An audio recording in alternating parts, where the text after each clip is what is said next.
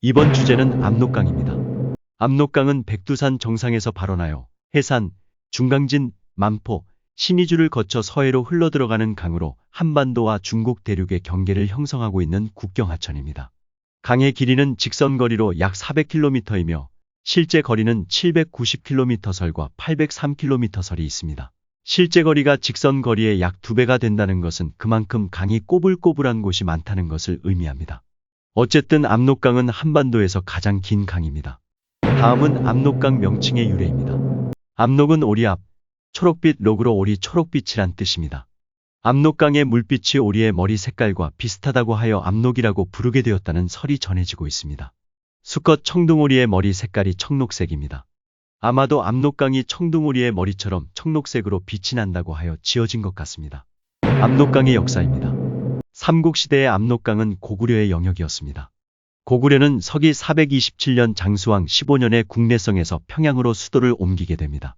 고구려가 평양으로 천도하기 전에 수도 국내성이 현재의 중국 지린성 지안시에 있었습니다. 지안시는 압록 강변에 위치한 도시로 북한 만포시와 마주보고 있습니다.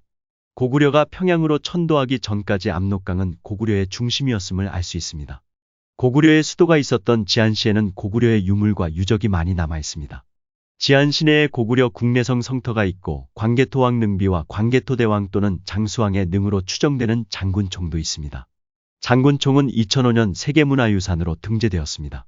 압록강에서 조선족이 많이 사는 지역입니다.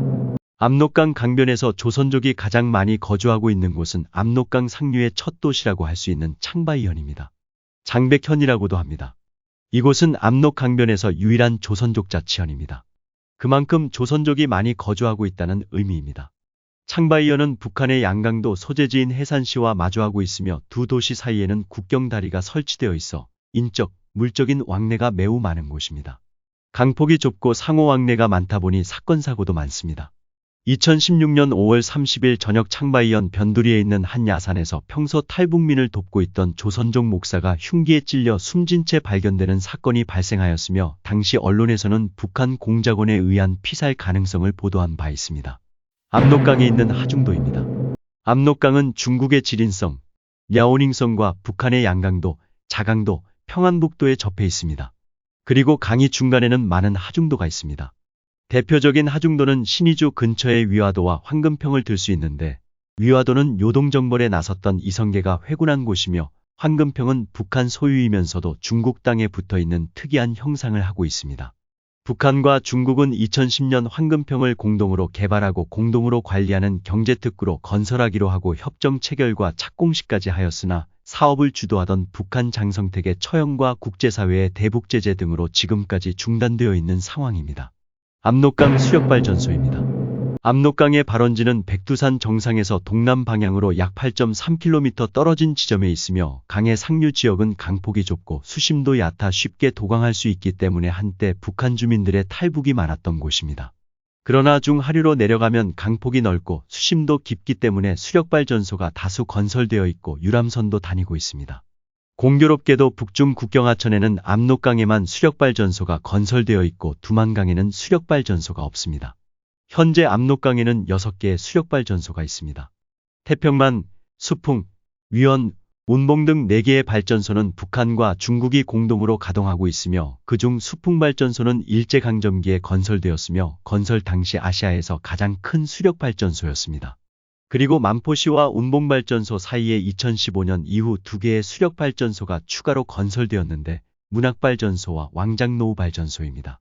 2개의 신설 발전소는 위성지도상으로 보면 완공된 것처럼 보이지만 현재 가동하고 있는지 여부는 확인되지 않고 있습니다. 북한과 중국을 연결하는 국경다리입니다.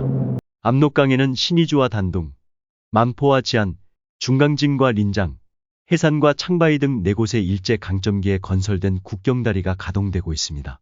그리고 신의주와 단둥, 만포와 지안에는 2010년 이후 왕복 4차선의 국경대교가 신설되었습니다. 만포 지안대교는 이미 개통되었지만 신의주와 단둥 사이에 건설된 신압록강대교는 오래전에 주교가 완공되었음에도 아직까지 개통을 하지 못하고 있습니다. 북한의 사정 때문으로 추정됩니다. 한편 압록강에는 6.25 전쟁 시기에 끊어진 2개의 단교가 있습니다. 신의주 단둥과 청성, 허커호를 연결했던 다리입니다. 두 개 모두 6.25 전쟁 때 중공군의 개입을 막기 위해 유엔군이 폭격으로 끊었으며 중국은 두 개의 단교를 끊어진 상태로 보존하면서 관광지로 활용하고 있습니다. 두 곳 모두 다리의 중간까지 걸어가 북한을 좀 더 가까이서 관찰할 수가 있습니다. 끝으로 압록강 관리입니다.